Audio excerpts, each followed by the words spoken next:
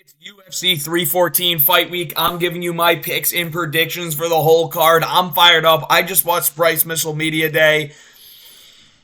I'm fired up, dude. Let's go. It's fucking fight week, dude. The press conference tomorrow is going to be awesome. It's going to be awesome. I'll probably break down the press conference if it's like that. Because there are some dull press conferences. I get a feeling this is going to be a fucking sick press conference tomorrow. But regardless, we're going to give you my picks and prediction for the entire card. I am 89-44. Kind of been killing, dude. Kind of been killing. 8-4 in my last card. I think I went 10-2 on the one before that. So we're riding high right now. Let's keep it going. First fight of the night, Nora Cornoli versus Haley Cohen. Haley Cohen just seems to be pretty injury prone consistently. She's taken quite a bit of time off in the octagon here. She's all right. This is not like the highest level women's MMA fight. She lost to Jamie Lynn Horth. Before that, she won a split on the Contender Series. She's all right. She might be a little too cute to get the victory, though. I'm just going to say that, dude. Maybe I got a thing for blondes, but people forget, man. Nora Cornoli, big knee knockout over, I believe it was Melissa Mullins. Nora Cornoli's kind of decent. She is. She's got pop. She's got some power. She lost to Cavalcanti in a split. That's not a terrible look, dude. Jacqueline Cavalcanti's pretty good. Nora Cornoli went out there, beat Jocelyn Edwards. This might have been a little bit of a robbery. But she had a close fight with Jocelyn Edwards. Jocelyn Edwards is decent for the division. Melissa Mullins, she knocked out, we got a knockout, and then she went to a split with Jacqueline Cavalcanti, who I actually think is quite good in the women's bantamweight division. So I'm going to go with Nora Cornoli to win this fight. I actually think she finds a finish. I think she gets a TKO. I'm going to go in the second round. She's got some pop. She really does have some pop in her shots, and I think her takedown defense is good enough to stop anything that Haley Cowan's doing. I think this will probably be on the feet. This fight might bang, dude. This fight might actually bang for the round and a half, 2 rounds that it happens. I'm going Nora Cornoli by knockout. Second round, that's going to be my pick. Moving on, Tresean Gore versus Marco Tulio.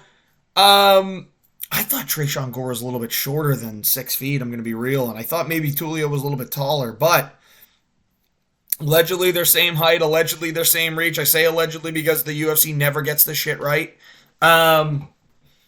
Tresean Gore's not bad, bro. He's not. He's very strong, very physical, but I do think that Marco Tulio's much more dangerous on the feet. I think his striking's better. I think he's got good pop.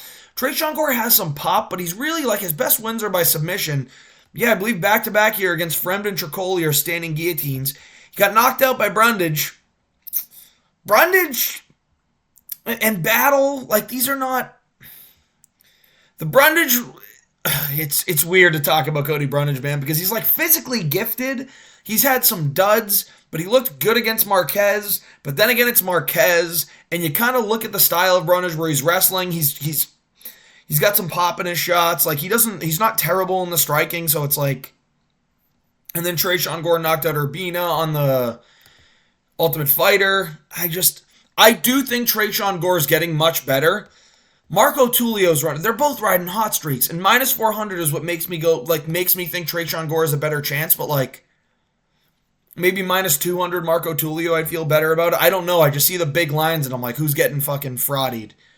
This guy knocked out Potieria, though, and he looked like a monster against Potieria. And Potieria kind of keeps getting fed to these absolute killers, but this guy's a knockout machine. He can go 5 rounds. He beat Belagori. Belgiorari. He's the fucking kickboxer that beat, or that went to a decision with Pereira or something. What happened on this... Potieria is not one to threaten with a takedown. Yeah, he just fucking beat his ass. He literally beat his ass all fight. Could not miss. Then when I go back, it was this guy Duclos, I don't even think he got a takedown.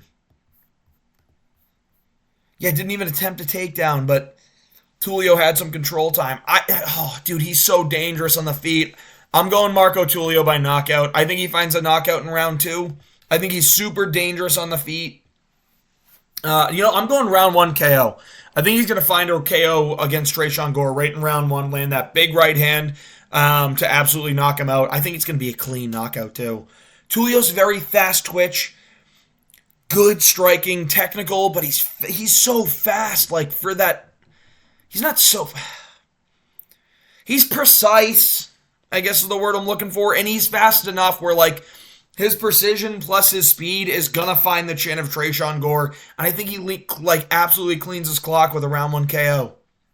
I'm going round 1 KO Marco Tulio. I think he can stuff the takedowns of Tresean Gore, and I think he can find a really good punch to knock him out. So I'm going round 1 KO Marco Tulio. Moving on. Sumudaerji versus Mitch Raposo. I think Sumudaerji's going to win a decision. Mitch Raposo's going to try and probably grapple a little bit in this one, stick him up against the cage. He may get a takedown or two, but I think Mudaerji's gotten so much better. He looked good against Charles Johnson. Very, very close fight. Yes, he lost to Matt Schnell, but he hurt him a bunch of times. And I know it's like, oh, you can't finish Matt Schnell. It's like, I don't know what Matt Schnell's chin was made of that night, because after that, everyone that touched his chin was putting him out. But I think the range is going to be a serious problem here. There's an 8-inch reach disadvantage for Mitch Raposo. Mudaerji's pretty tall, too. Uses his low kicks very well. And he uses his Muay Thai very well. Like, he's not afraid to throw a knee up the middle if Raposo's going to be shooting takedowns. He's not afraid to, like, absolutely step in and land a great elbow. And that's another thing, is I think they're going to be clinching a lot. And Mudaerji's going to kind of separate elbow. Raposo goes to dirty box, step in elbow. Like, I think elbows are going to be a big part of this fight. It's going to cut Mitch Raposo's face up. It's going to look like he went through a paper shredder, dude. I'm telling you. I think that Sumudaerji is going to win a 30-27 decision in this fight. Violent damage. Absolutely cuts up the face of Mitch Raposo. Raposo goes into grapple. Sumudaerji maybe gets taken down once or twice, but he gets back up. Threatens with some submissions as well. But I'm going to go with Sumudaerji to win this fight. I think he's much better. Range is a serious problem here. It is a very serious problem. And Sumudaerji uses his range very, very well. And he uses those elbows so well that the second Raposo goes on the inside, those are very, very, very dangerous tools. So I'm going to go Sumudaerji to win a 30-27 decision here. I think he dominates Mitch Raposo in this fight. Moving on, Cedric Dumas versus Michal Oleksiejczuk. I'm picking Michal Oleksiejczuk. I think Cedric Dumas is kind of crap. Sure, he's wrestled a couple times, but he's not very good at it. And he doesn't really have like a submission threat. His wrestling is more like lay and pray. I'm assuming like he can probably get an arm triangle, but I don't think Michal Oleksiejczuk is going to get choked out by anything other than a rear naked choke. Like, and Michel Pereira is different. Like he's so much bigger and more fast twitch than Cedric Dumas. Cedric Dumas dominated Dennis Tululin in the grappling. Ooh, like I think Michal Oleksiejczuk's takedown defense is so much better than Tululin's, and his ability to get back to the feet is much better. Now, I know he got eye poked like crazy by Manur Sultan Ruzaboyev, but he was getting hit enough in that fight. Abu Azaitar he beat. Nice. He beat Brundage. Nice. He got subbed by Fremd. Like, this guy's... His grappling's not that good. He's supposed to be kind of a striker, but his striking's not that impressive. I'm not that impressed by his striking, honestly. And has he improved? Yes. But I think Oleksiejczuk is a very, very difficult man to deal with. He is. He poses problems for guys. He has power. He can knock you out. He has an iron chin. He's not getting knocked out, lad. You can snap his arm like a twig. He's like, I don't care, bitch. I'm not tapping. Like against Kevin Holland. Kevin Holland broke his arm. And Michal Oleksiejczuk is like, no, dude, I didn't tap. I want to keep fighting. He lost a unanimous decision to Shara Magomedov. But honestly, it was a very close fight. And he was able to get takedowns. It was a close-ass fight. I know some judge probably scored a 30-27 when it totally wasn't. Yeah, 2 30-27s and a 29-28. There was an argument. Like, now, I give the fight to Shara Magomedov, but there is an argument for Michal Oleksiejczuk to actually win that fight. There is. Michal Oleksiejczuk also knocked down Kevin Holland, who has very long reach. Much like Cedric Dumas does, but Kevin Holland has very long reach. He's a tall guy, and Michal Oleksiejczuk landed that overhand left. I think he's going to absolutely spark plug Cedric Dumas. I think that you're going to see Cedric Dumas landing the jab a little bit. Michal Oleksiejczuk knows, he's like, all right, this guy's not going to really do anything other than try and fight me on the feet. And then he's just going to throw caution to the wind and start landing big bombs. I'm going Michal Oleksiejczuk here. I want to look at who else he fought, because I think he gassed out against someone. Or was it Chidi gassed? Yeah, Chidi gassed out against him. He beat Chidi and Jokawani. That's a great win. I don't think Cedric Dumas is subbing him. I just don't. He got subbed by Baralho, Pereira, Kevin Holland, and lost to Shar Magomedov. This guy's only losing to people that have come into rankings before. He's not losing to a Cedric Dumas. He's not. I like the activity of Oleksiejczuk too. Fought 3 times in 2024. This guy knocked out Brundage also. He knocked out Sam Alvey. Great. Who has it? Went to a decision with Dustin Jacoby. That's a tough fight to have. Like, he's fought really good fighters. And he's fully embraced middleweight. Like, he's fought at middleweight 1, 2, 3, 4, 5 times, 6 times in a row. Starting with the Cody Brundage fight. He's fully a middleweight now. No more heavier man skill, Lucas Tracy, okay? It doesn't make sense anymore. I'm going Michal Oleksiejczuk to get a KO in round 2. I think his cardio is going to be better. I think he's got more power. I think he's more disciplined. I just think he's a better fighter. And if it goes to the grappling, I'm actually going to favor Michal Oleksiejczuk. I don't favor his submission game. I favor his ability to wrestle over Cedric Dumas. So I'm going to go with Michal Oleksiejczuk in this one. KO round 2. Moving on, Darren Elkins, Julian Erosa. I will never pick Darren Elkins. I know Darren Elkins is on a 2-fight win streak here in 2025. Here we are in 2025. Darren Elkins has won back-to-back against Daniel Pineda and, like, who the fuck else was it? I just get so... TJ Brown. I get so pissed off looking at Darren Elkins, dude. I really do. He hasn't been knocked out since 2021.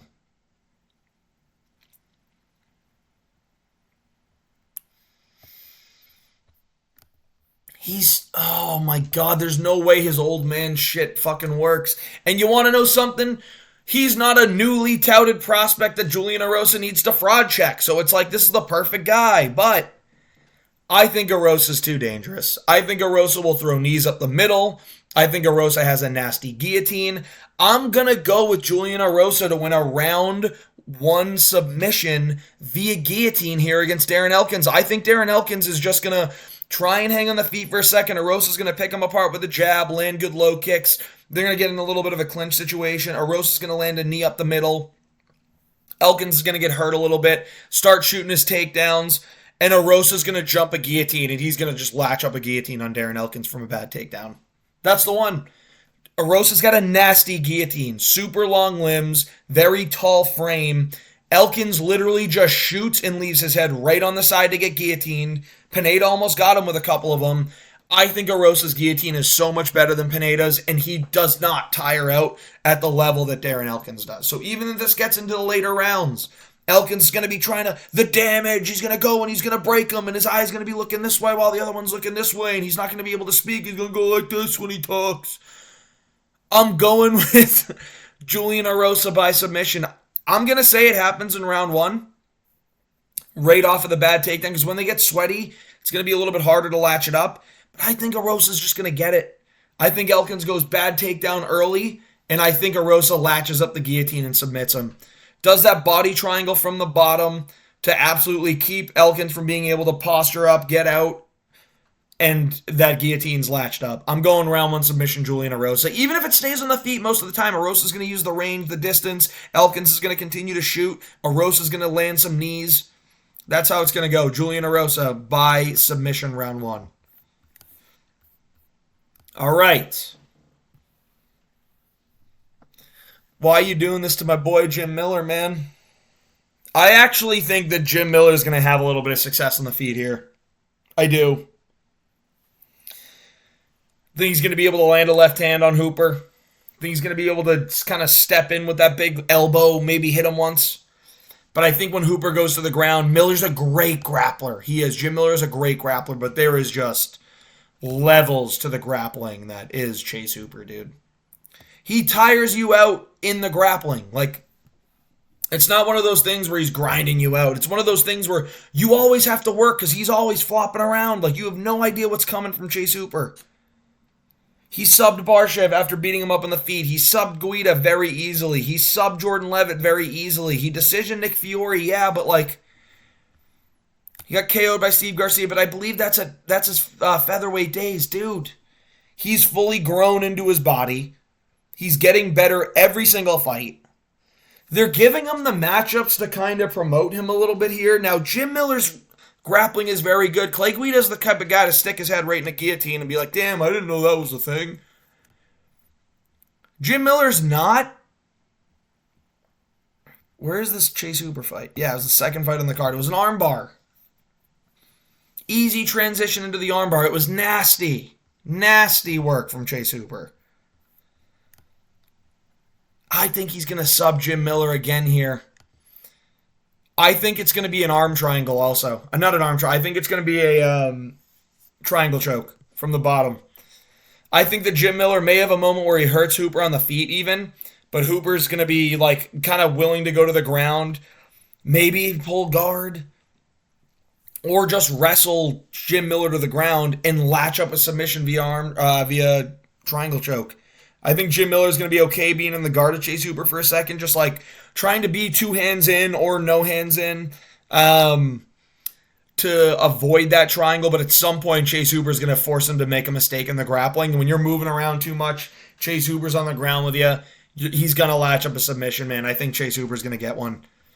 I think he gets a submission round 2. Maybe not right in round 1, but round 2. There's a ton of finishes on this card, dude, I'm telling you. Cornoli's going to be a finish. This is going to be a finish. This could be a finish also, but I'm going decision. I think this is going to be a finish. Could be a decision. This is definitely going to be a finish. I'm telling you right now. And this is definitely going to be a finish. I'm going Chase Hooper. Submission, round 2. Yan Xiaonan versus Verna Jandiroba. I'd love to say Xiaonan's going to get this done. But how many people are just going to get dominated by Verna Jandiroba until everyone realizes that she's just destined to get a title fight at some point? Like, she lost to Ribas and Mackenzie. Like, Yan Xiaonan's grappling is not nearly as good. She can wrestle a little bit. She can scramble. But when it comes to, like, jiu-jitsu, Verna Jandiroba's legit as fuck. Like, her grappling is legit as fuck. And she's kind of built like a man. She is. Lupe Godinez, she decision, like 29-28, I believe. But, like, how did this one go? I want to say there was some ground control. There was a lot of ground control from Verna, but, like, yeah. There is opportunity, like, where you're on the feet, where Yan Xiaonan can look very good. Verna did go 2 of 9 on takedowns. Like, she didn't get them all. Can Yan Xiaonan win this fight? Yes, she can. I mean, first of all, Amanda Lemos, I think, is worse than Lupe Godinez. I'll say that. Marina Rodriguez, not the best takedown defense. But let's see how this one went. Yeah, another 29-28 everywhere. And just dominated in the grappling. 3 of 7 on takedowns. Yeah. When it's on the feet, she's like getting outstruck. Clearly. Angela Hill fight. Angela Hill's a little bit better at grappling, but like not at this point in her career. She got better recently. She got dominated in this fight. Yeah. Am I going to take Yan Xiaonan here, dude? Maybe by robbery. Honestly, the Ribas fight's one that we should look at. 2021, though, like, Verna's gotten so much better.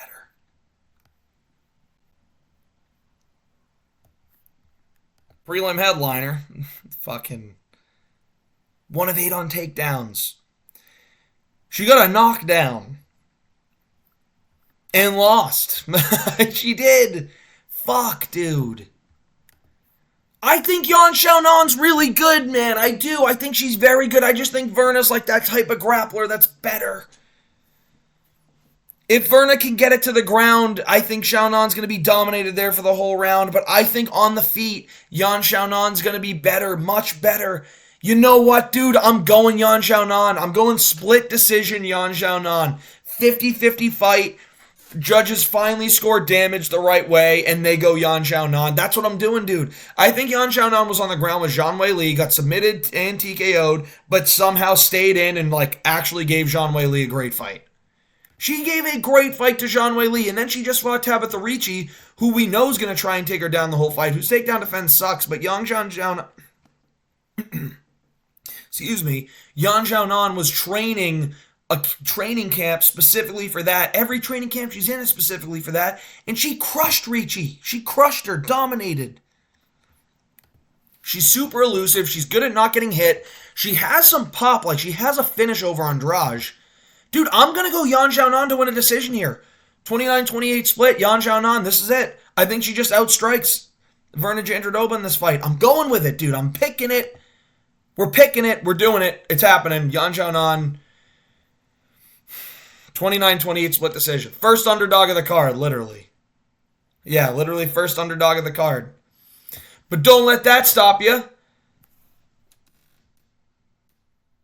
I almost want to pick Ige, dude.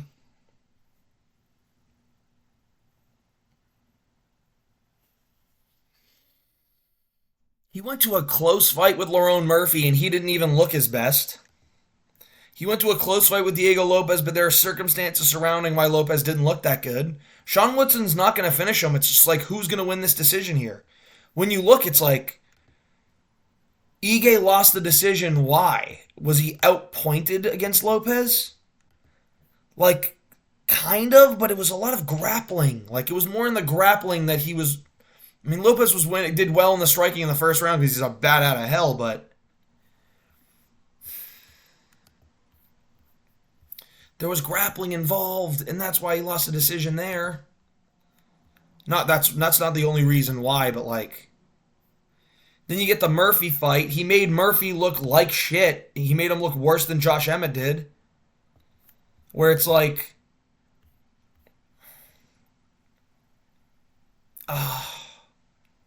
an argument could have been made for Dan Ige in this fight too, dude. That's what's crazy. I'm sorry, I keep going in and out, dude. You guys must be spazzing out watching this. But the Feely fight, great knockout. Bryce Mitchell, he did get dominated in the grapple, but Bryce Mitchell grappled him the whole time. Nate Landwehr, he pieced up. Who else did he fucking fight? Damon Jackson, he destroyed. Movsar Evloev grappled him. Josh Emmett. The Josh Emmett fight's going to be a pretty interesting one because it's just fucking, he's so big, like, knockdown, yeah, but it was Emmett's power. I want to pick Dan Ige, dude. I'm rooting for Dan Ige, but I think Sean Woodson might be too much to overcome for him. I do. I really...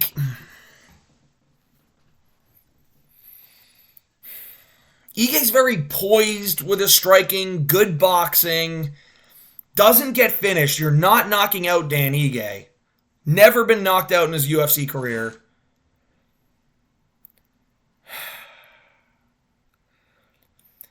He's so much shorter, and the problem is, like, Sean Woodson does a lot of this, like, annoying-ass striking where he'll, like give himself an alley and then throw a jab as an oop or a cross as an oop. Like, it's... and he does use knees. He knocked out Fernando Padilla, but Fernando Padilla gave him some problems for a second. Let's just go back in Sean Woodson's fights really quick. He knocked out Fernando Padilla, but Padilla fucking tagged him, I believe.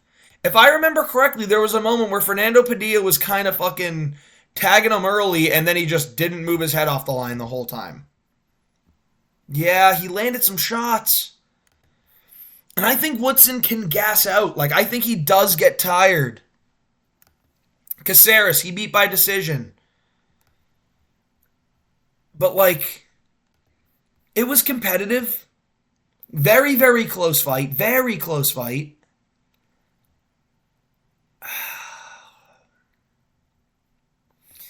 The thing is, like, I gotta find a similar opponent that Sean Woodson had to Danny. It's like not... Charles Jourdain and Sean Woodson had a close fight. Alex Caceres and Sean Woodson had a close fight. Fernando Padilla gave about a minute of problems for Sean Woodson, then Sean Woodson destroyed him.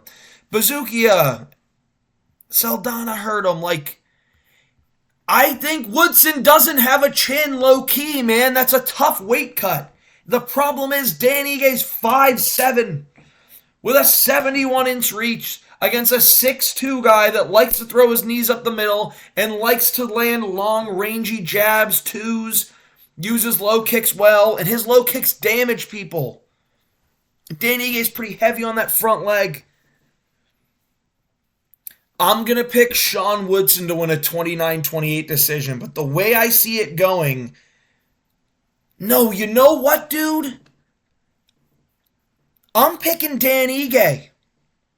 I'm going to go Dan Ige 29-28 decision, and the reason why, I think Woodson's going to be looking damn good on the feet in the first round. Ige's struggling a little bit to find the range. Sean Woodson lands a couple low kicks. Ige's able to push it against the cage, land a couple of elbows in the clinch, land some pitter-patter shots in the clinch. They separate. He starts getting Sean Woodson backed up. The round's coming close to an end. It's getting closer. And then Dan Ige lands a big overhand right over the top of like a jab from Sean Woodson, and it knocks down Sean Woodson. And Ige's landing some follow-up shots and wins the first round based off of that knockdown. I think Ige wins round one with a knockdown. Round two, I think Sean Woodson gets to range, starts piecing him up a little bit, landing good jabs, good low kicks. Very, very high output to win the round. But as you can see, as round two starts to end, he gets tired. And Ige's, wearing a little bit of damage, but he's doing better. He's not doing better. He's wearing damage. He's getting through it. It's not really stunning him. Like, low kicks maybe are hurting him, and Joe Rogan's probably glazing the low kicks at this point. I can guarantee you that. Sean Woodson wins round two based off of volume. Round three, Sean Woodson starts to wilt. Dan Ige starts to implement his grappling and really starts to tire out Sean Woodson. Lands really good punches, a good left hook that kind of shakes the legs of Sean Woodson a little bit, and ends up winning a 29-28 decision. I'm going with Dan Ige to win this fight, 29-28 decision.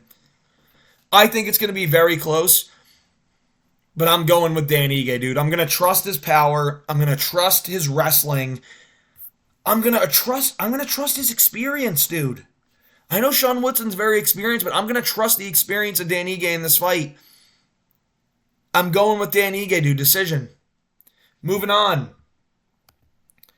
Dominic Reyes versus Nikita Krylov. Nikita Krylov is a very, very, very good fighter. He's dangerous with his submissions, his knockout power, interesting, unorthodox type style. Throws very weird in the sense that he'll throw a spinning back fist, jab, low kick, flying knee, front kick up to the middle, shoot a takedown, go for an arm triangle, but transition it somehow to the back. Very interesting fighter. Very, very good fighter. Here's what I'm looking at. We went for so long as to where's Nikita Krylov? Is he even alive? We haven't heard from Nikita Krylov in so long. They have a big war going on there. He literally lives on the line of the war. Got a lot going on, a lot he needs to worry about. He's on a 3-fight win streak against Gus, Ozdemir, Ryan Spann. He got subbed by Paul Craig. A lot of people have. He lost a decision to Ankh, but it was very close. March of 2023 was the last time this dude fought, though. It was. I think there's going to be ring rust early. And Dominic Reyes has momentum again. This is the best storyline on the card other than the Volkanovski-Lopez fight. This storyline, actually, I can't even say that because this is the third best storyline on the card because we got the Bryce Mitchell one too, so we got Paddy Pimblett plot armor storyline. There's a lot going on here, dude. What a card this is. This is a UFC level card. But I'm picking Dom Reyes. I think he could find a finish in the first round, but I also think he can win a decision. I think he goes in there with a little bit more confidence knowing, dude,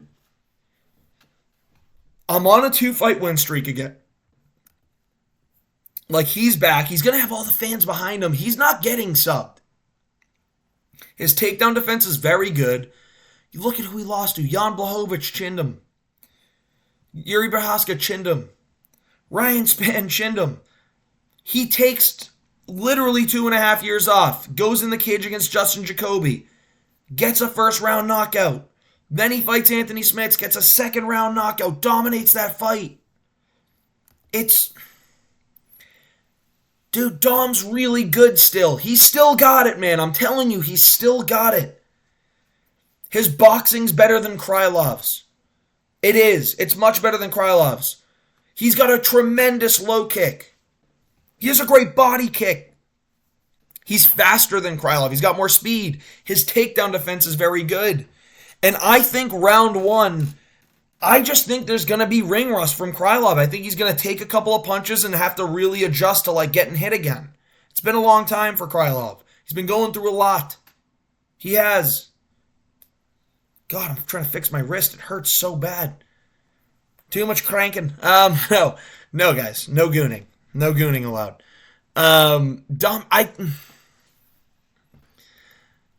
It's so obvious that I'm just picking him because I fucking love the dude. And I want this story to continue. And it's going to continue. The Dom Reyes title run will continue. I think he can knock Krylov out. I think he can. I think he can do it in round one. If he doesn't knock him out in round one, I think he just wins a decision. I think he can win round one, win round two. Krylov gets crafty, wins round three. Dominic Reyes wins the fight. Third underdog in a row. I'm picking Dom Reyes, dude. I think he gets it done. I think Dom Reyes is going to get it done. We're going with Dom Reyes over Nikita Krylov. Could be a round one knockout. I'm starting to think it's more likely a decision war. Like an absolute war of a decision. You know what? Debatable fight of the year contender right here. Dom Reyes, Nikita Krylov. I'm telling you right now. I understand how good Krylov is, and if it gets to the ground, he's got great top pressure, really good submissions. Dom Reyes is tough to submit. He's tough to get down in the first place, and he's always moving around. He's more precise with his shots. That 1-2 that he throws down the middle, it's fast, it's athletic. He lands it.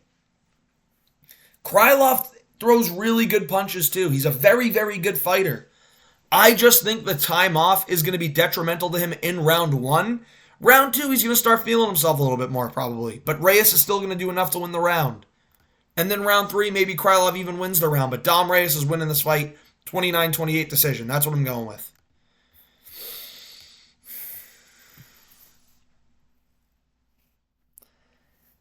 Fourth underdog in a row, guys. It's Bryce Mitchell. At this line, how can you not? Like, Gene Silva's very good. Crazy power. Very intelligent with his hands. Sets things up really, really well. He can get taken down. He got taken down multiple times by Charles Jourdain in multiple different ways of takedowns. Fought Drew Dober. Drew Dober's not someone that really wants to take you down. His wrestling's not that great. He beat up Drew Dober. Then he beat up Melsik and KO'd Melsik Bagdasaryan very badly. But Melsik's never going to try and take you down. He's got the fighting nerd's plot armor. I get it. But Bryce Mitchell's got the real Lord on his side, man. I'm telling you, Bryce Mitchell's winning this fight. He's gonna win, bro. His intensity is on another level. He is taking this so seriously. I'm telling you, bro, he's looked intense for a lot of fights. A lot of fights. It's just how he is. He's a good dude, but it's looked very intense for some fight. But this one is... He looks like he is the most locked in we've ever seen. I watched this dude take down Ilia Topuria. I watched him dominate Dan Ige in the grappling. Who else did he out-grapple? Edson Barboza dominated, beat him up on the feet and in the grappling. Destroyed Kron Gracie, and I get Kron Gracie is soy as fuck. But Kron Gracie is going to be trying to submit you the whole time, and Bryce Mitchell just controlled the shit out of him, gave him no chance. He got KO'd by Emmett, so everyone's like, whoa. But like that was a perfect matchup for Emmett, where Emmett's a very difficult guy to take down. Bryce was trying to kind of feel it out, and Emmett threw the overhand that landed perfectly. So, then he fights Topuria. Topuria is the best fighter in the UFC right now. I'm telling you right now, dude, this dude's a fucking monster. But like, he dominates Feely in the grappling, dominates Charles Rosa in the grappling. He lost a submission to Brad Katona, but like, that's in 2018, dude. He's gotten so much better since. Like, just the way he gets to the back. Like, he can get to the back against anybody. He dominated Dan Ige. He destroyed Kron Gracie. He destroyed Edson Barboza. This guy is so good. His grappling is so good. His entries, too. It's not just like how good he is when he's on the ground. His wrestling entries are very, very good. I think he's going to be able to get Gene Silva to the ground early in round one, wear out a lot of those punches. And the thing is, like, Bryce Mitchell has enough hands where his striking's not great, but it's good enough where he can use it to set up his entries. And Gene Silva's going to be trying to I don't know if he even tries the high five in this fight, the laughing. He might bark and emote in the cage. It's not going to faze Bryce. It's not going to. Bryce isn't going to dap him up after anything. He's not. Gene Silva's going to go for the high five. Bryce is going to go no. The second he goes for the high five, Bryce is shooting the takedown. And he's getting in. And he's going to get to the back and choke out Gene Silva. I think Bryce Mitchell wins by submission in round two. I'm picking a round two submission. I think he gets them to the ground. I think he looks really, really good in the grappling. And just takes a lot of the pop out of Gene Silva in the first round. Then you see Gene Silva's his arms are a little heavy. He's a little weathered. Ate some ground and pound. But the ground and pound wasn't, it didn't crush him, right? He's still in there. He's trying to swing and stuff like that. He gets frustrated. He starts over swinging and missing. Bryce Mitchell gets to the hips, gets to the back, drags him down, and chokes him out in round two. I'm going Bryce Mitchell round two submission. It just feels like with these Fighting Nerds guys, they are incredibly good strikers with great aura. Like the aura is insane. TikTok edit aura. But there's a reason they say Caio Borralho's the best one of them all. I think because when it gets to the mat, Caio Borralho's the only one that's actually good enough to finish a fight on the mat. Actually good enough to not get finished on the mat. I think Gene Silva can get finished on the mat, bro. Like when Carlos Pratas got taken down, he got taken down by Magny. Magny's not really subbing you on the mat, dude. He's just not. Especially if you're at a good enough level. It's not happening. Bryce Mitchell's subbing you. He's going for a finish. He's not trying to grind it out the whole time. He's going to go for a finish. He's going to take the back. He's going to ground and pound you. He's going to go for a rear naked choke. And he's locked in. Bryce Mitchell is absolutely locked in on this fight. I'm picking Bryce. I'm picking round two submission for Bryce. It's happening. Another underdog. We move on. Yair Rodriguez versus Patricio Pitbull. I want to take Pitbull because of the fucking Bellator fighters plot armor. But I'm not.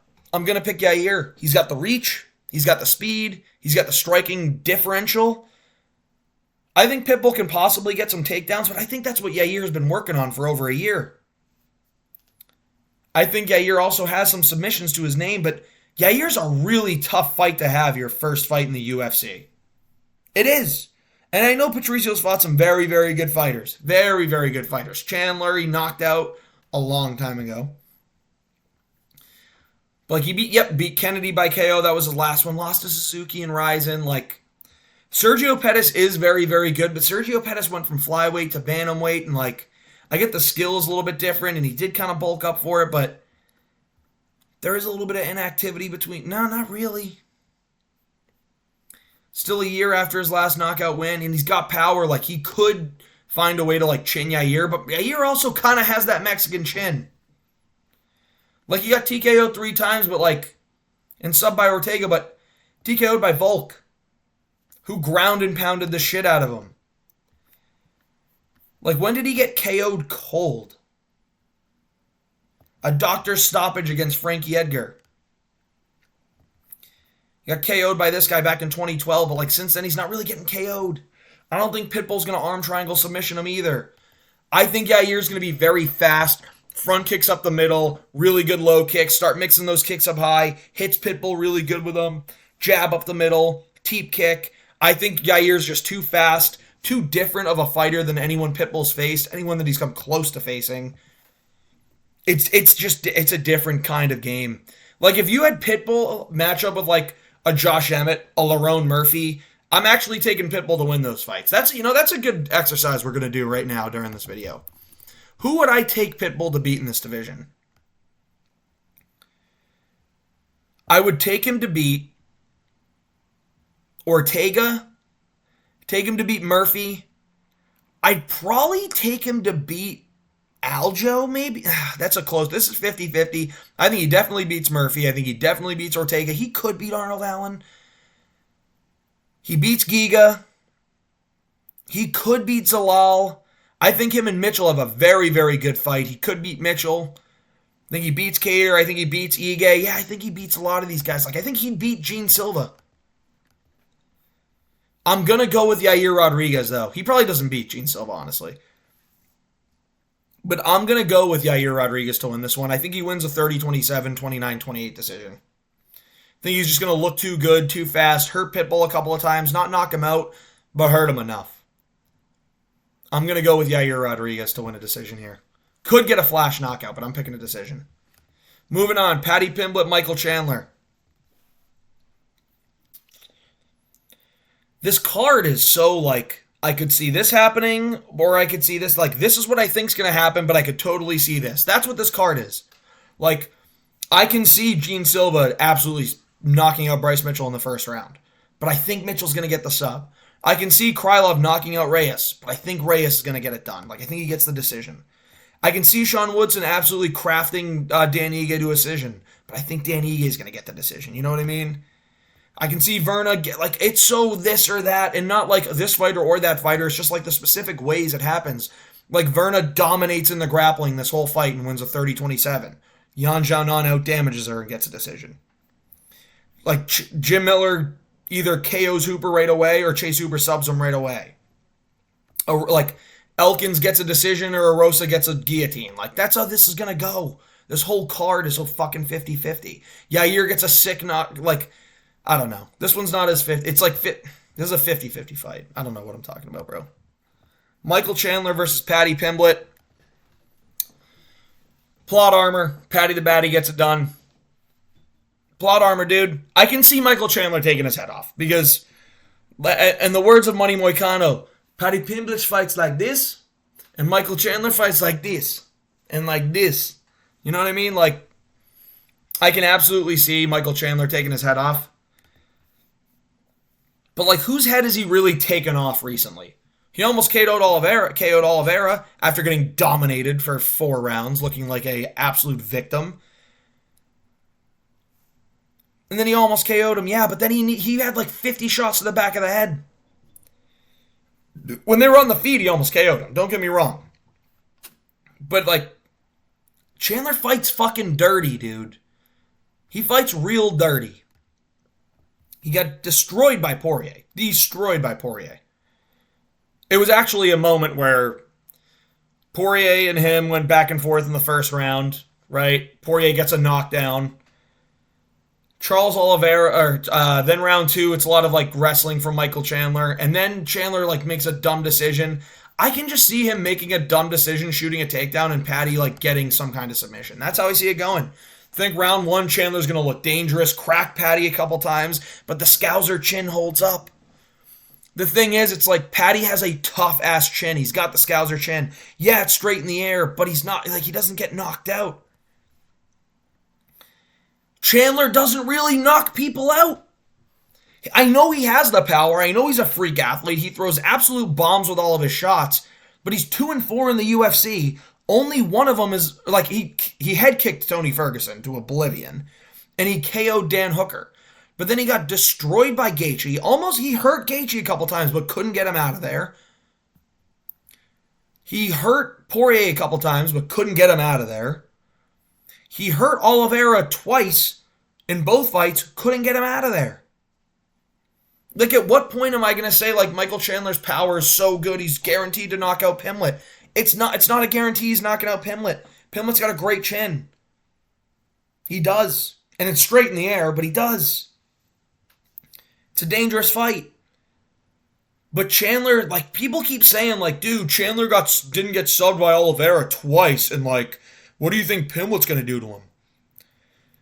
Dude, he got subbed by Poirier, though. So, like, what are we talking about here? He did. Who's a much lesser grappler than both Pimblett and Charles Oliveira, in my opinion. We'll see about Pimblett. He'll really get proved, but I think Paddy's going to land some really good low kicks early.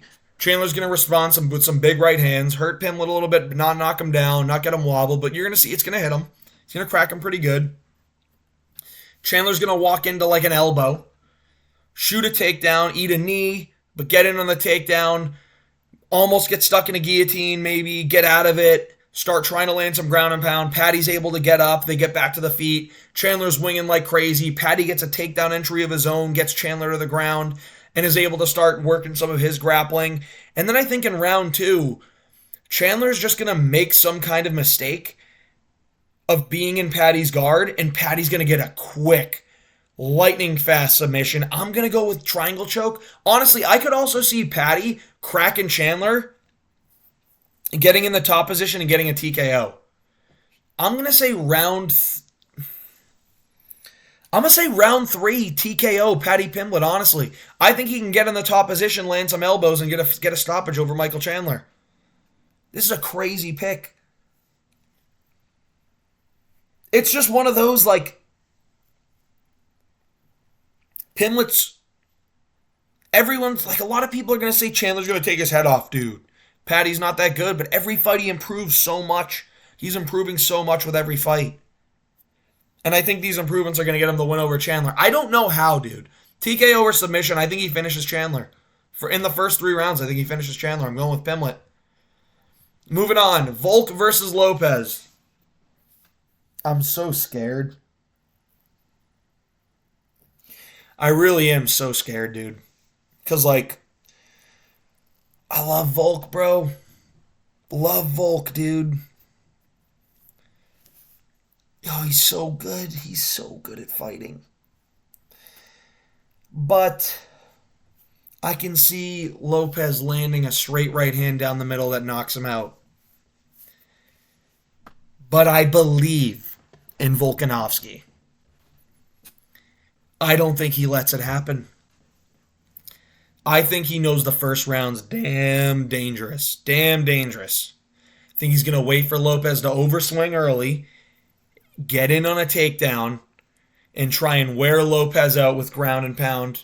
Start wearing him out in the grappling. Lopez is going to throw up a lot of different kinds of submissions. Get really tired in that first round. And I think the energy dump from Diego Lopez is going to be detrimental to him. I think in round 1, it's going to be close. Like, he's going to have moments where maybe he hits Volk and we're like, oh no! And Volk's just maybe drops to a knee but gets back up. It's like, all right, mate. And he gets, I think Volk's going to be able to get takedowns in this fight. One of these things with guys that are very, very good with jiu-jitsu, the fighters that, they have very good jiu-jitsu, they're just kind of easy to take down, you know what I mean? Like, they're very willing to go to the ground and be like, I have a great submission game, let's try and get him. Like, you're not getting Volk with a submission. Like, unless you get a rear naked choke, you're not getting him with a submission. And, like, even Islam Makhachev had his back multiple times in that first fight and couldn't get a sub. And Volk is very, very strong and very hard to take down, so I don't see a position where Volk's on his back here. I think this is going to be one of these things where Lopez has to get the KO in round 1, or he's cooked. Like, cooked. Lopez has some good low kicks too, but Volk does a great job of switching his stance to cut the distance off. I don't think Lopez is going to be able to pressure Volk backwards a lot. I think Volk's going to know it's like, I got to get in there and I got to do my fight. I look back at the Ilya fight, and when I was fighting Ilya, I was backing up a lot and wasn't fighting like myself. So I'm going to go out there and I'm going to be putting Diego on the back foot.